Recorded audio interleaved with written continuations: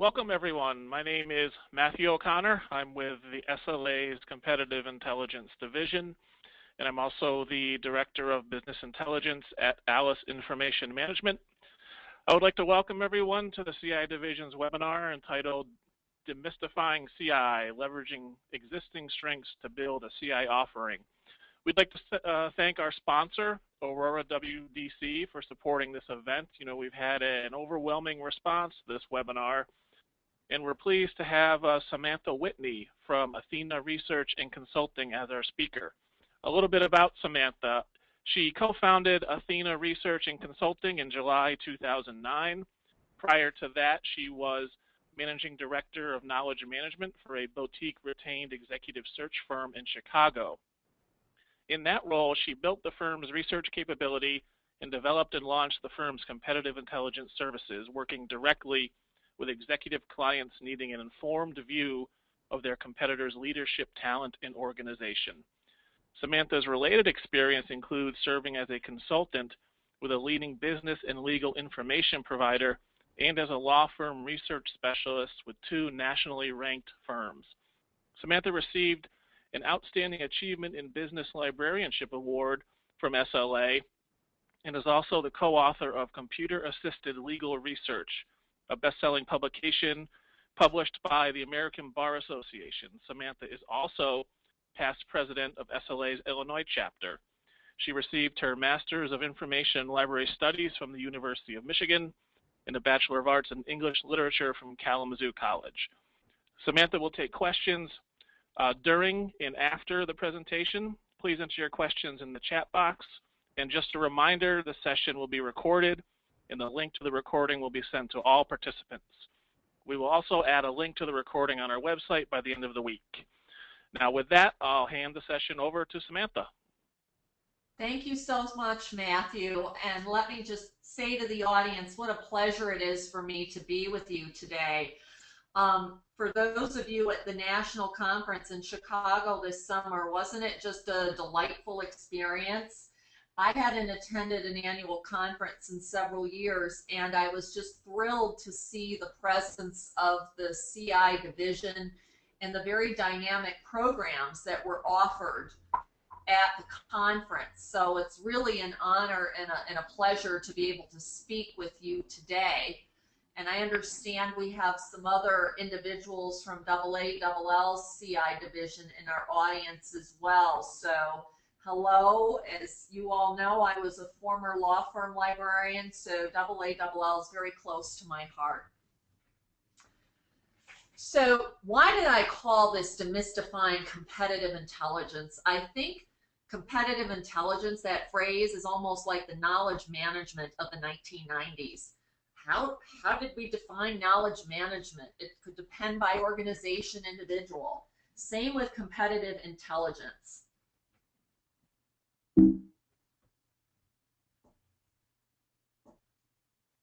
Forgive me, I'm just trying to figure out how to move my screen here. Here we go. Sorry for that delay. Let me take a few moments and talk about today's agenda. So along that comment I just made around knowledge, CI being the knowledge management of the millennium, I'd like to provide you with a very practical working definition of CI. I'd like to review skills that you already have that are inherent with you that can be leveraged into CI research. There's no additional training you all need to go to do CI. It's all inherent within you, and I'll give you some actual examples of that. I would like to talk about how to generate ideas for CI projects within your own organization. You'll see that I'm a big believer in, begging for forgiveness and asking for permission. I think most people understand something when you actually do it for them and present it to them, as opposed to saying, oh, we offer CI services. So we'll talk a little bit about how to weave CI in your daily life as an information professional. And then lastly, I'd like to give you some thoughts on tactics for engaging with your boss and decision makers about the value of competitive intelligence, and talking with them about the fact that this type of initiative can impact your organization's bottom line. So, what is competitive intelligence? I'm going to be weaving all kinds of real life stories and examples throughout my presentation because I'm a big believer in that a story can illustrate to someone a situation far better than a theoretical description of it. On a personal note, I have been trying to find a white or a cream blouse that actually looks like a kind of a traditional Oxford shirt, but it's much longer. And I've seen this picture in many magazines in terms of, you know, the hot look for the fall, that you wear a longer blouse over and a shorter blazer over it. I can't find this blouse. So if any of you have any thoughts on where to find it, I'd greatly appreciate it. But I'm going to use this as an example to talk about what are all the types of stuff out there that people might confuse with competitive intelligence, and kind of what's the spectrum of information that leads up to CI. And we'll use this white blouse as an example. So first we have what we call data. And I think of data as being just a very simple, concrete fact about something that's inflexible in its type. So in the case of the white blouse, data could be that the shirt costs $29.99. And wouldn't it be lovely if a blouse actually costs that in a higher end store? So that's data, an actual fact. Then moving down the spectrum, we have information about something. I think of information as stuff that describes something. In the case of this white shirt, white can be a descriptor. The fact that it's 100% cotton. In this case, it's more of a Henley style with a little bit of a ruffle. I think of that as being information. It's a little more flexible than the price, and it tells us a little more about the shirt. Moving along the spectrum, I think of knowledge as being next. So knowledge takes the description of the shirt in terms of it being white and cotton one step further. This is a new style of a shirt. It hits above the knee and hangs below a jacket. We're used to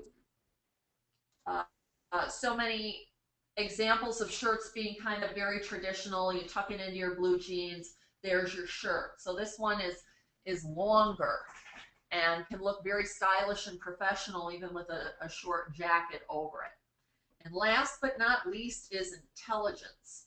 So I had 2 hours to kill a few weeks ago, which is very seldom in my life, and was at the lovely Oak Brook Mall in the suburbs of Chicago, which I find completely overwhelming.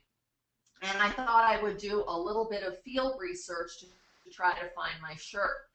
I went into 2 shops that I thought might have a high probability of carrying the shirt, Brooks Brothers and White House Black Market. I went in, I described what I was looking for to the salesperson. Both of them showed me shirts that did not meet my requirements. This I would call intelligence. So why is it intelligence? Because it's something I had to find on my own. It's nothing I could go out and like search in a database. So perhaps if I'd gone on these 2 company retail websites, I might have been able to get at this answer. It's inherent within that organization. I had to physically go into the store to see that Brooks Brothers didn't have the shirt. Same with White House Black Market. So it's a little more unique than just that the shirt costs $29.99. So what makes competitive intelligence along the lines of a definition?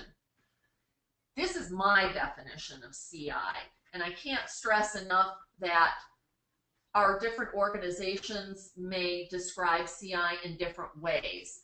But in my point of view, competitive intelligence is information and knowledge that you can't easily get your hands on. You can't Google it. You may or may not be able to conduct a database search on the topic.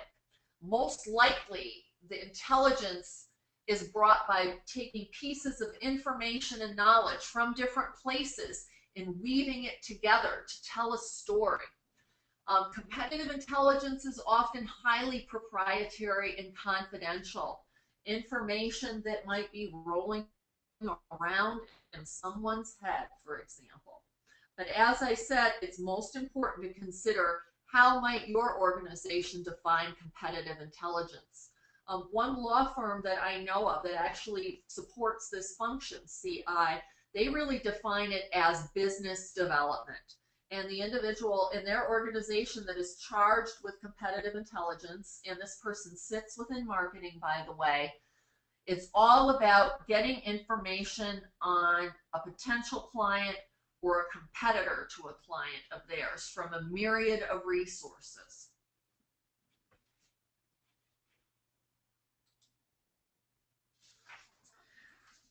Just to give a little more backdrop on competitive intelligence, there are two kinds, and since we're all librarians in this room together, we all know about, I believe, primary sources and secondary sources. Similarly, there is primary intelligence, which I consider to be, and I think the industry does as well, information or knowledge you get from people.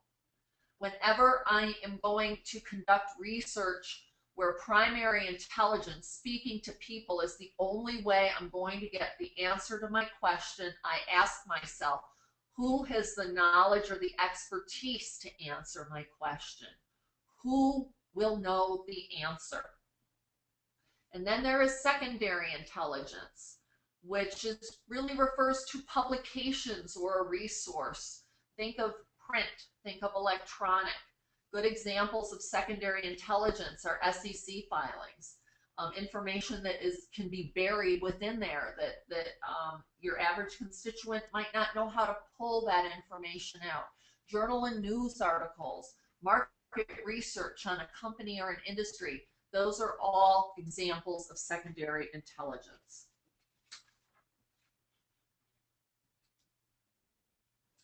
So we'll talk about myself for a little bit.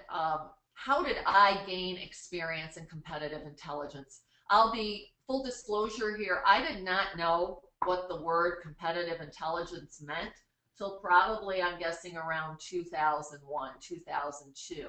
I also didn't know that a lot of the research projects I had worked on in my career to that point could be characterized as competitive intelligence. I just thought of it as my job. And indeed, I think that's true for many of you in the audience. I learned a lot of relevant research skills as a law firm librarian. One example is one day I was asked by a partner, I believe it was a Tuesday, that by Wednesday he needed to know several experts in the area of industrial sewing machines. Let's not even think about the case that he needed those for. And this was in the year 1990, and there is no internet.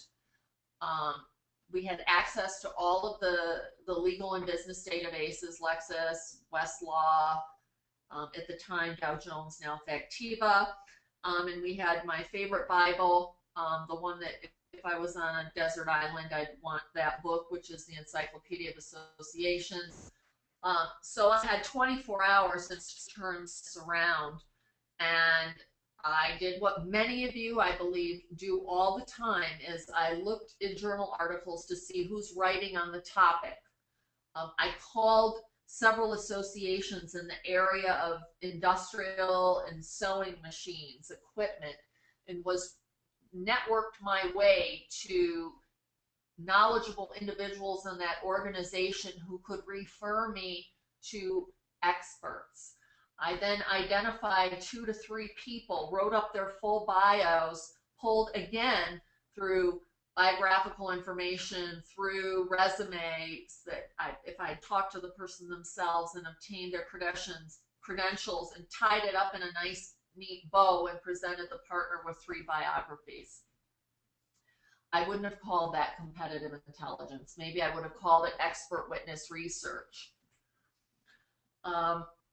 Continuing along my background on how I gained experience in competitive intelligence, I would initiate projects without an actual request being made of me.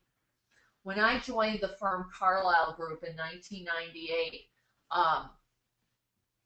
the firm was really ready to have someone very much focused on research, and they had had actually a predecessor before me.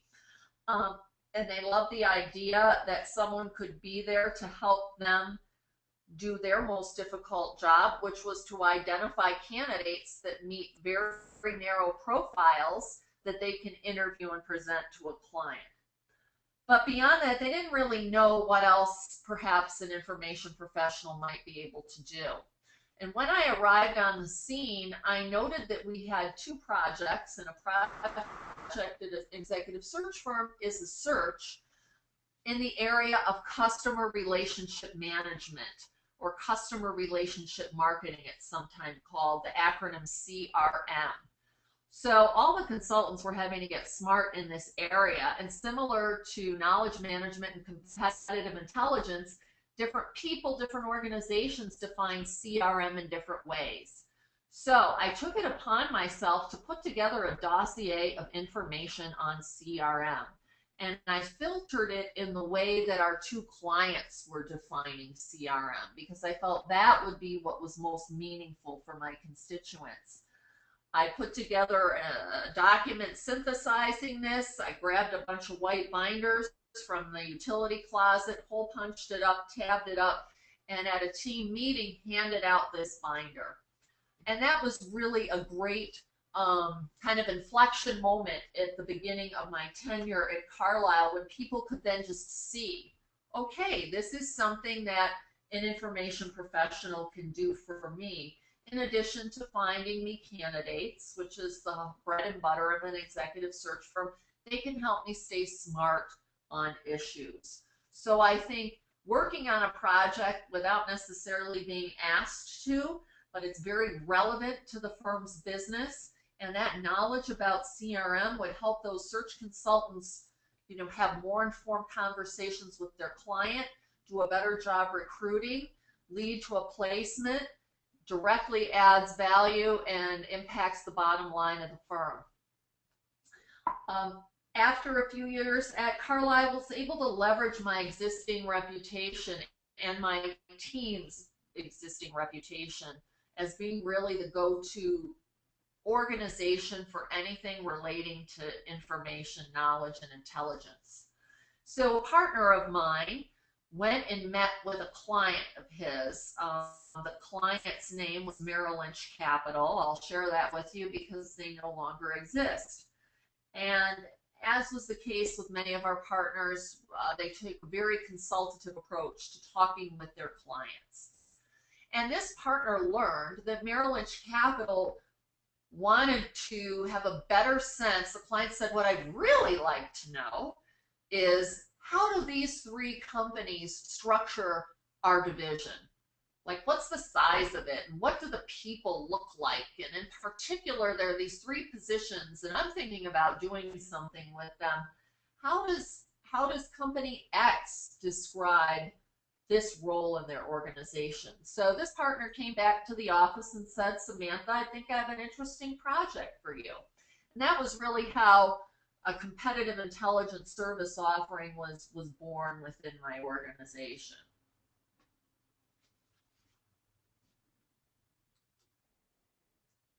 So along those lines, I gave the example about myself. How might you start embarking on competitive intelligence projects within your institution? And I've talked about this, but I think the most important thing to do is listen and have your ears to the ground. What are your internal clients talking about? What is most important to them right now? And these days, it could be just about anything.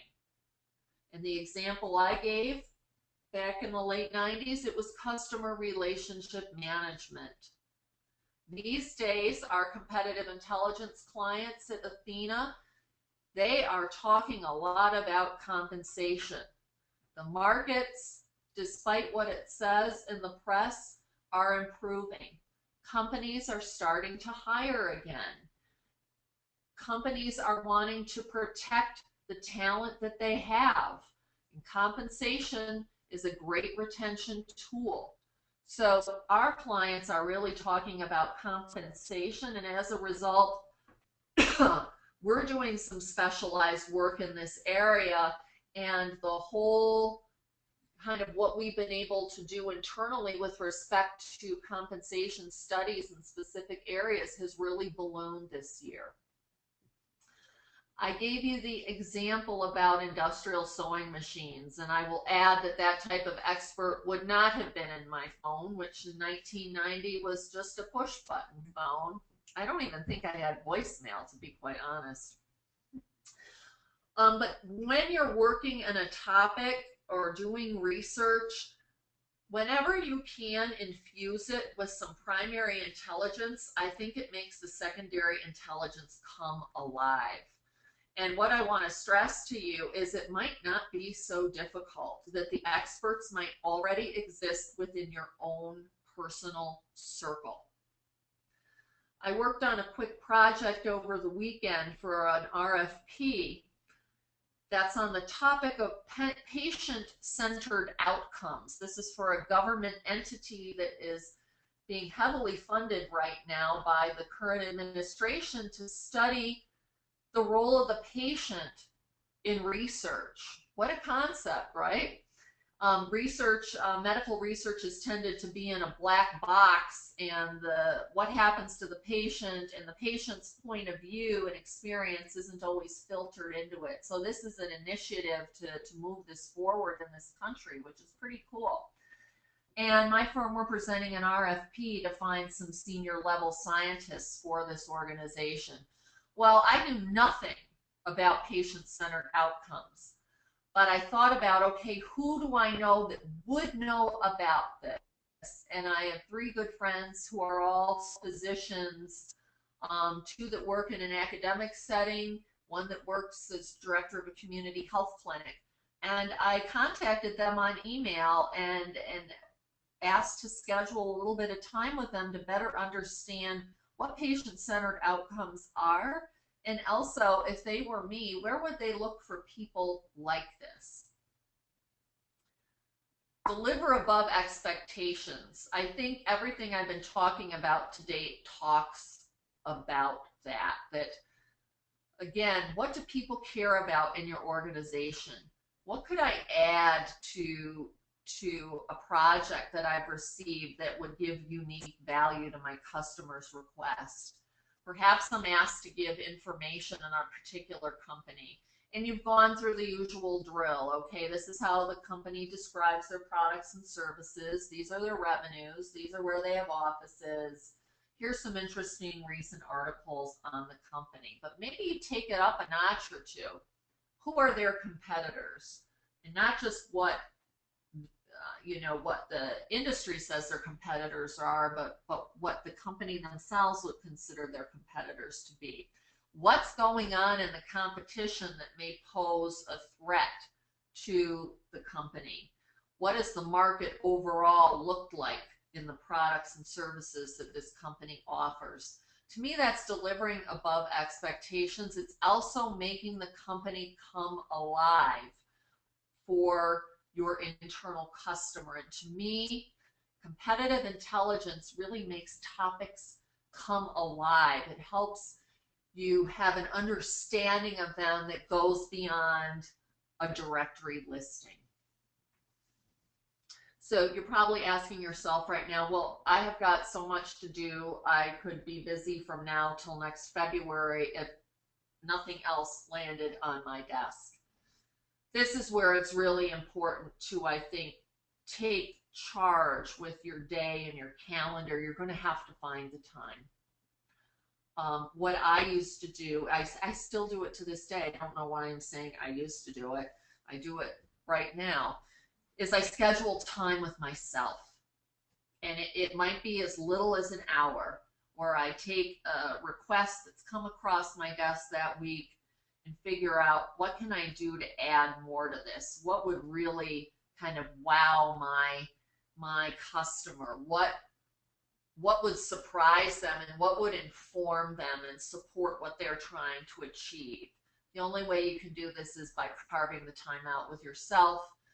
When I was in a corporate environment where people had access to my calendar, I would just block it out and say internal meeting. No one needed to know the meeting was with myself. I think it's important to start small. As I'd mentioned before, I'm not a big believer in just announcing, okay, we have competitive intelligence services that we can offer within our organization. I think it's important, as I've stressed, to demonstrate through doing. So take one request each week and turn it into a CI project. And that's when you find the time. You take that hour or two you've blocked out and see what you can do with something. Word of mouth marketing, no matter how big or small your company is the best marketing of all. And you'll be achieving that when I think you follow a number of these suggestions here. Eric, I wanted to ask, do we have any questions? Would this be a good point to stop and see if the audience any questions? Yes, there are a few questions. A couple of questions anyway. A couple of points about the audio, but I wouldn't worry about that too much. The major thing that came up was, what's an RFP regarding patient-focused research? That was the one kind of major question. Oh, sure. Sorry that I threw that lingo around because I don't like to do that. An RFP means request for proposal.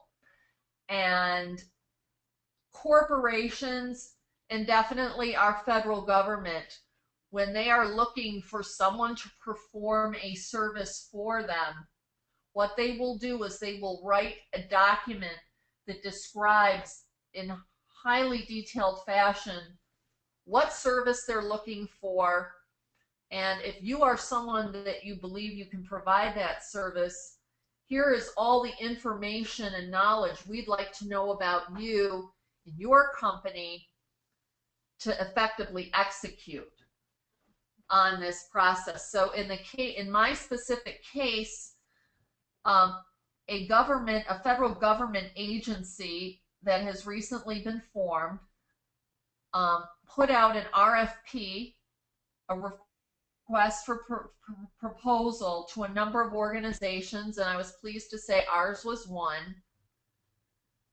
to get our point of view on identifying scientists that have deep expertise in patient-centered outcomes. So basically, this was a proposal for work that I was working on. Eric, feel free to jump in because I know you probably have RFPs in your firm as well. All right, that sounded just great. Thank you. One other question, do you see CI as relevant for grant proposal writing? Any examples? Well, that's a good question. I guess I can think of a grant proposal much like I would think of any type of proposal for service. And I think anything you can make come alive in a grant proposal that will illustrate your strength in your ability to be able to study what you're proposing you study is very valuable. So in the case of a grant proposal, you could talk about, I wouldn't have any problem talking about what your competitors are doing. So in an academic type of situation, I'm here in Chicago, situated near the University of Chicago campus, so I tend to use U of C as an example. So if I was in the Department of History, specifically British history, the university is very known for their program here, and I want a grant to study UK agrarian culture in the 17th century. I would talk about what other organizations are doing vis-a-vis what we're doing at the UFC, and I would talk about what makes us unique and special, talk about our talents and why it's more important for us to receive the money over these other organizations. Because as you know, in grant writing and proposals, it's a narrow audience. Everybody knows everybody. But you can do this, of course, in a very nice, saying, well, Michigan stinks and University of Chicago, well, we're #1. There are gracious ways to do that. We've had a couple more questions for you. How is CI different from research? Does one go after a competitor's weakest attributes? Could you repeat that question again, Eric? How is CI different from research? Right. And then the follow-up to that was, how does one go after a competitor's weakest attributes? I think alluding to, is it a matter of finding out how to sell against a competitor's weaknesses and emphasize your own strengths? Right. Well, this is a big, big question. Again, I go back to my statement of how does your own organization define competitive intelligence? In the case of my former organization, Carlyle Group, which sits in the industry of executive search, anything involving, information and knowledge is kind of thrown into the bucket of research. So we didn't call ourselves the Competitive Intelligence Group. We were branded as the research organization, and within that we offered a competitive intelligence service. So they can differ. I suppose how competitive intelligence differs from actually doing research is there's always an element of what are the other guys doing. What are, let's say Singer sewing machines, let's say, I don't think they make industrial sewing machines, but we'll pretend they did. So who else is out there making industrial sewing machines? And do they have, does their main competitor, the Muck and Fuss company, they're issuing the new Laser 5000, which is, the best, supposedly going to be the best machine on the market. That's different than just talking about Singer. Could you repeat the follow-up question to that, Eric? I want to make sure I answered it. Actually, I think I lost it, but I do have a few other questions that are kind of piling up, and then we are at about 33 minutes in, so we should let you get back to your presentation too. Would you like to field a couple more questions first? It'd be my pleasure. All right. There were a couple here that focused on ethics. What are the ethical considerations when interviewing an employee of an outside company that may disclose proprietary information? And that was very closely connected to applicable ethical implications. What are some of the other applicable ethical implications? So ethics of interviewing outside employees of another company that might disclose proprietary information, and any other ethical implications you can think of.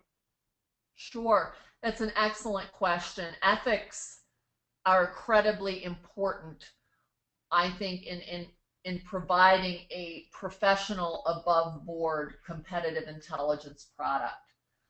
I will tell you this when I interview people, and I'm going to show you a few examples of how I approach people to engage them in a discussion in a few slides down. I always tell them who I am, Samantha Whitney. I'm a research professional, or I'm a managing director with a boutique consulting firm, Athena Research Consulting. And I'm doing some work in the area of industrial sewing machines. And I have identified you as being a leader in this topic and was hoping to pick your brain a bit about industrial sewing machines and what the market looks like today. Now, let's say I was representing Singer and I'm calling into the Muck and Fuss company. I'll be frank with you, I probably would not disclose that I was working for Singer, but I start very general and have a very open-ended, non-threatening discussion with someone so that they become comfortable with me, and then I have the opportunity to possibly follow through with some very detailed questions. Here's something I want to stress here, because I think this is an area that can make people very uneasy in information professionals, because we're all about integrity and honesty and ethics. In any competitive intelligence project, this is not about breaking and entering an organization and making off with industry secrets. It's not about taking proprietary documents. It's about trying to get an overall sense of what a company is thinking and feeling on a topic that could influence your client's strategic thinking. No one's going out of business. No one's going to lose all their market share over this. It's very appropriate. And indeed, I attended the annual SCIP conference this year, and that was actually an entire topic of discussion, a meeting that I attended, and an attorney got up and said, it is everybody's right in this country to be able to know about your competitor. That's the free market. But I guess I can't stress enough, I always say who I am. I talk about the topic in general that I am looking to discuss, and I ask for their help. And I've been doing this for 25 years. It's just back in 1990, I didn't know you would call it competitive intelligence. I think if you're uncomfortable, and if the research doesn't absolutely require that you need to talk to a competitor, there are ways around that. You can talk to past employees and get their point of view. But I always represent myself. Very good. Would you like to take a couple more, or do you think you want to get back to your presentation, and we'll save the couple that are stacked up for the end? Why don't we take one more, and then we'll move on. All right. You talked about listening to what clients are talking about. Any thoughts on how to do that more effectively in an organization? I guess the way that I have done that is getting out of my office in an actual physical environment, attending team meetings. And I realize there's only so much time you have in a day to go to meetings, but I think kind of walking the floors, just verbally, informally checking in with people. I find the more informal the circulating is and the checking in with people is, the higher the probability that I'll learn what real people are really thinking about. When I've been new in an organization, I've often conducted what I call an information audit, which is I sit down with as many people as I can and I ask them some very open-ended questions. What information do you need on a daily basis to do your work?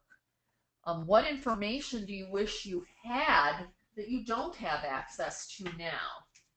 And how do you think not having access to that information impacts your products and services? Kind of what's happening as a result of doing without? And with that, it's been just so helpful to get a sense of what people's needs are and what they really care about.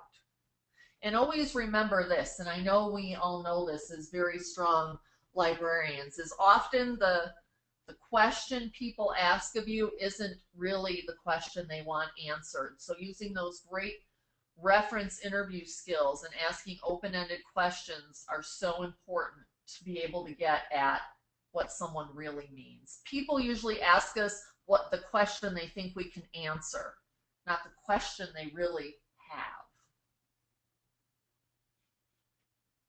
So with that, I'm going to move forward.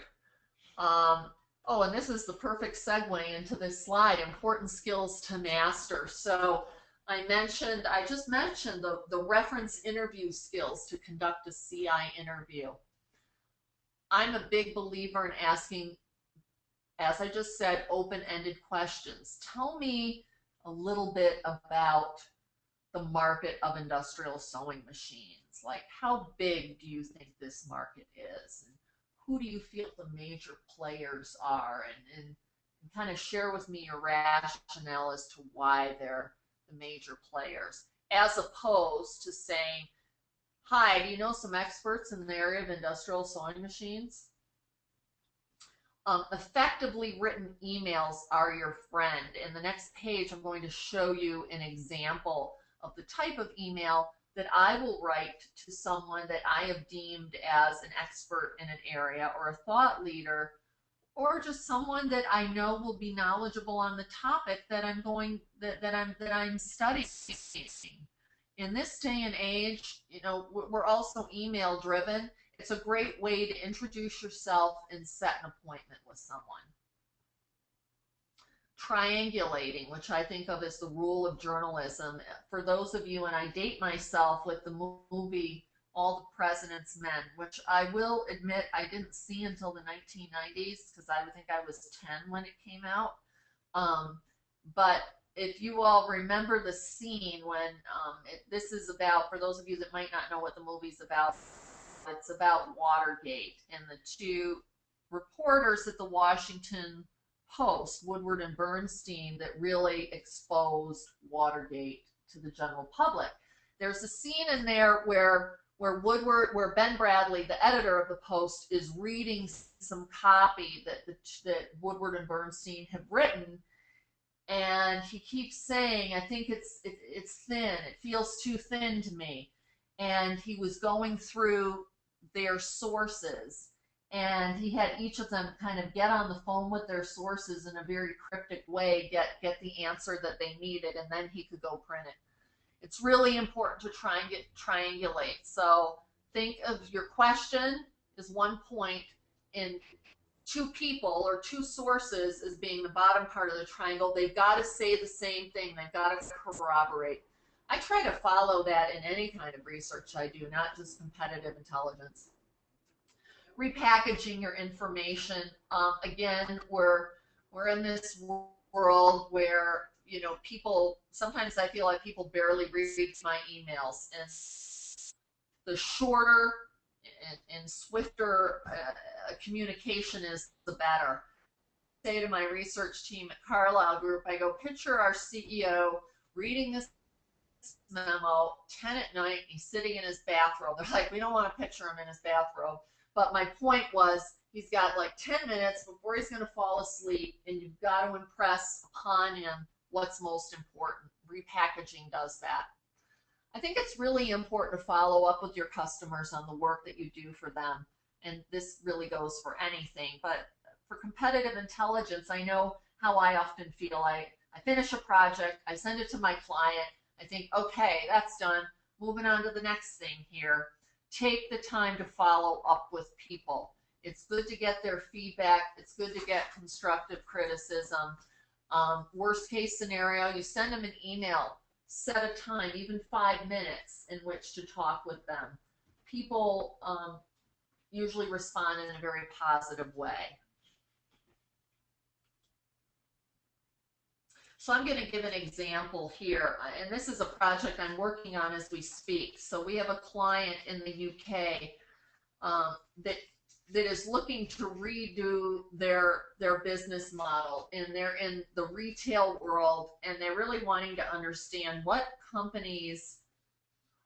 knowledge is out there around best practices in franchising. So this could be a mile wide and a mile deep. So these are the 3 questions I've been asking myself on this project. So who's an expert on the topic of franchising best practices? And because this is a retail client, this is not an academic organization, I'm trying to find experts that you know, speak in plain English and not a lot of charts and graphs, but a lot of practical advice around franchising best practices. How might I engage them in conversation? How can I get them interested in my topic and help me? And ultimately, how will I communicate my findings to my client? What shall I do for this client in the UK to kind of let them know what I've learned? So here is here's a grid, an Excel grid that we built at Athena.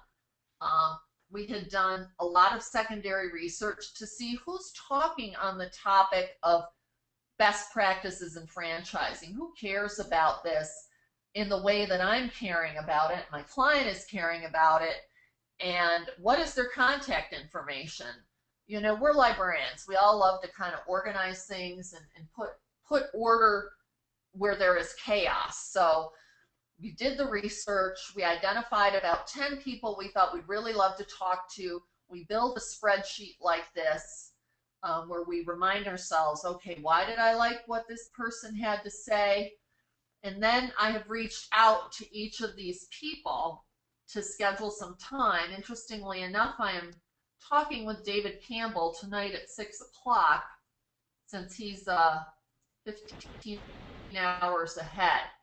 And here is how I engage these people on the topic. This is an example of the email communication that I would write. And it's pretty straightforward. Just like I said, I introduce myself, where I work, what we do. I'm looking to get smarter on the topic of best practices in franchising. I was hoping to get your perspective. I make it very non-threatening. Could we talk for 15 minutes? Here are a few of the topics I'd love to understand your point of view on. And so I've reached out to 10 people with this email, and right now I have 4 conversations scheduled in the next few days. So again, back to that, well, how do you engage people and how do you get people to answer your question? I keep it very simple and just ask in a very open-ended, forthright type of way.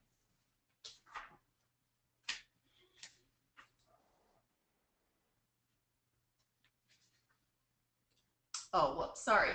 And this is an example of the beginnings of the initial memo that I wrote to the client. If I had the whole memo on here, it would take a few pages, where I just say, here's what you were looking for, some information that discusses best practices in franchising. I picked 3 articles that I thought were the best, that stated it simply and had very accessible content. I list where I look, scholarly journals, trade journals, market reports, news. And then the next page I use to summarize the key points, or what I felt are the key takeaways on this topic.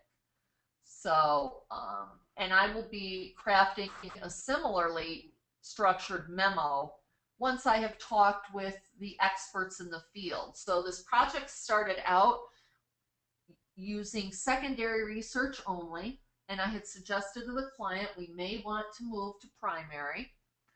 Indeed, they do. And so now that's what I'm doing. I've identified people that I think would be great to speak with. Some of them are on the list here. Lee Sanders, who's with TGI Fridays, of all places in this country, and have reached out to them.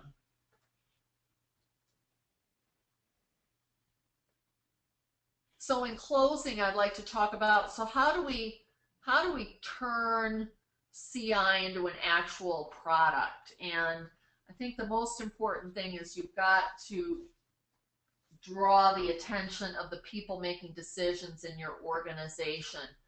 I think of those as being your boss's boss, anybody that is charged with bringing actual clients into your organization, in an academic institution, anyone responsible for the money that is distributed throughout an academic institution and where it goes, and certainly the professors and academicians, what's important to them. I think a way that can really get the attention in the for-profit world is to bill for your services.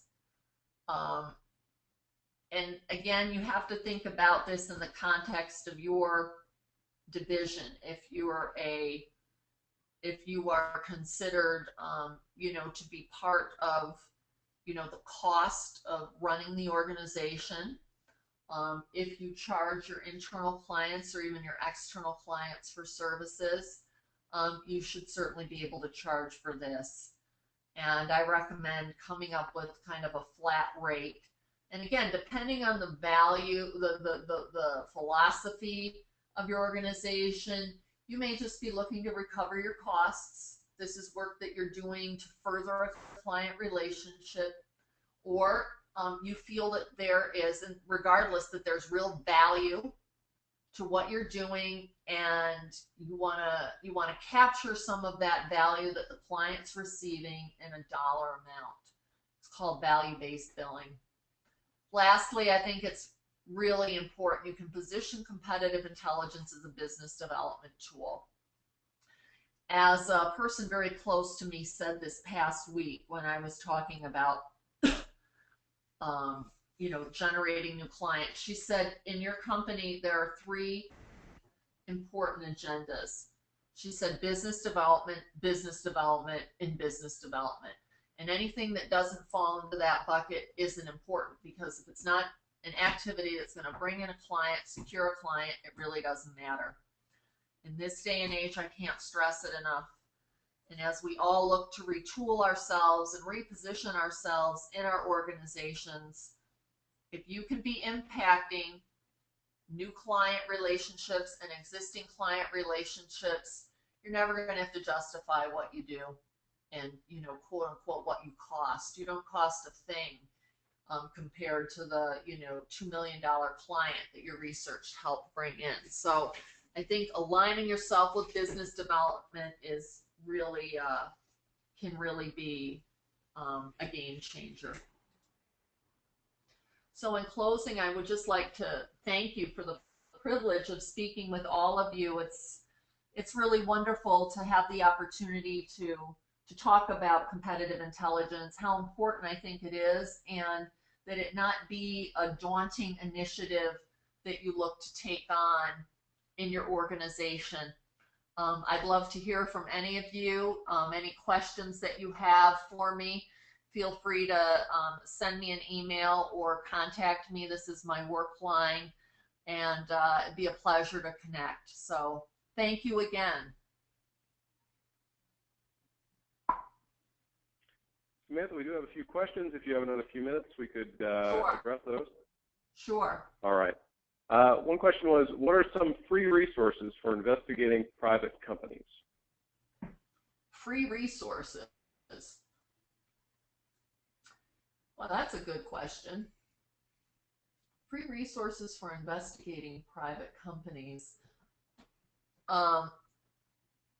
I would say the telephone's a great free resource, especially since we all have pretty inexpensive phone plans these days. Calling into a privately held company and talking with salespeople in their organizations. They're, charged with selling the products and services of the company, and they're usually pretty happy to tell you a little bit about their company. If you don't have access to some of the business databases in your library, many public libraries have a number of very good comprehensive databases that can at least get you on the right track in terms of how many offices a company might have, a ballpark revenue. We found LinkedIn to be a great resource. You can look up people affiliated with a certain company. There's a lot of information you may be able to glean about the company itself through what the person does, how they describe the product and services. If you're doing a project where you're trying to understand how an organization might be structured, LinkedIn is a great tool, and that's no cost to have the basic access. Thank you. Okay. Could you speak briefly about competitive technical intelligence? Competitive technical intelligence. So I'm assuming that's competitive intelligence where you're having to maybe speak the particulars about a product. Perhaps some engineering language or, you know, pharmaceutical or life sciences type of language. That's a good question. In terms of what we've done at Athena, we try to become, we'll call ourselves layman's experts on the topic. We've had to research some very technical processes in the life sciences market. So the first thing we do is we get ourselves smart. There was a certain software that we had to investigate once, very acronym driven, this whole area, and we created our own cheat sheets and became knowledgeable. The whole point, you can't become the expert and you can't become the person that you're interviewing. You've just got to be able to know enough about the topic so you know if you're on track or off track in the conversation. Often I play, this is kind of denigrating, but I call it the dumb librarian. None of us are dumb, but I literally, I apologize. I say, and it's true, I really don't know much about this topic. Can you educate me? And often, you know, the person on the other side, it's our natural human tendency to want to help another person in need, I believe. And you play that card and have them explain the concept to you. Don't be intimidated by something that seems highly technical. Certainly there are cases, though, where you really do need an expert that may need to work on the project instead of yourself. Do you have any suggestions for marketing the CI service inside the organization, besides developing personal contacts? For example, a pamphlet. In your experience, can this be effective? I think nothing beats the personal relationships with people, and, you know, working on a topic that's important to them. What we now do at Athena Research Consulting is on a quarterly basis, we draft a beautifully written marketing communication, and we package it in a bigger topic. But within the communication, we weave through stories of some of the work that we've done recently. And we just actually sent one out this week. If anyone would like to look at this example, I'd be happy to send it to them. And we don't make it too long either. So I think both can be very effective. I don't know in this world, in the world that we live in, that I would necessarily print something up and hand it out. But if that is the culture of your organization, I would do that. And we've done, you know, one-page glossy pieces on what we do in competitive intelligence.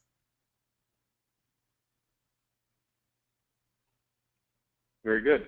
I just pasted into the chat panel a link from Helen Mock, who shared that the Rocky Mountain chapter of SLA had done a session on researching private U.S. companies, and I pasted in the link to that. And then the last question for you today is, do you have a recommended bibliography or webliography that you could point people towards to learn more?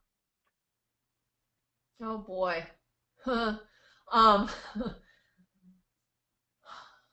How do I learn more on this topic? I guess I'm not so much a reader on the topic, but more of a kind of a listener and observer. So I've scheduled meetings with people that do a lot of work in the area of competitive intelligence to understand what their personal and professional experiences have been. I'm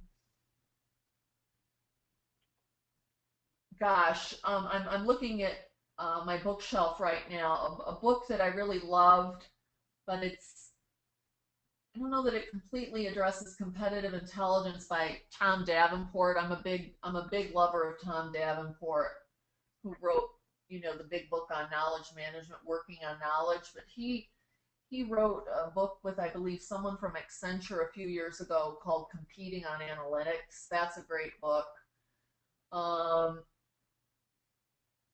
I guess I look to people in the industry, but I also just I really look to what my clients are interested about, and that really drives what I do with competitive intelligence.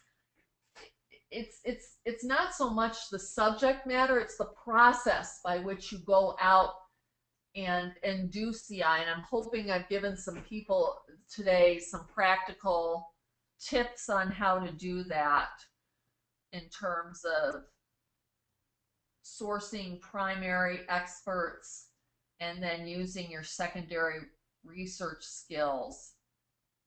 So I apologize that I don't have a bibliography per se.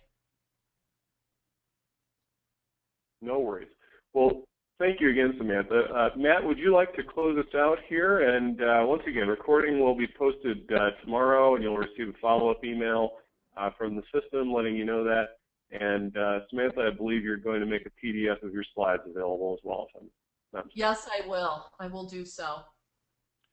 Well, great. Thanks again to Samantha, and thanks again to Eric and Aurora for supporting this event. Like Eric said, the recording will be made available, and the slides and the presentation link will be sent.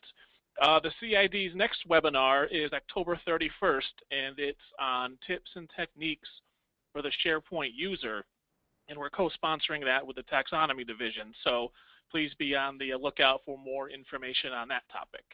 So with that, thanks to everybody who logged in and listened and enjoyed, and thanks to Samantha for a great presentation. Good work, everybody. Bye.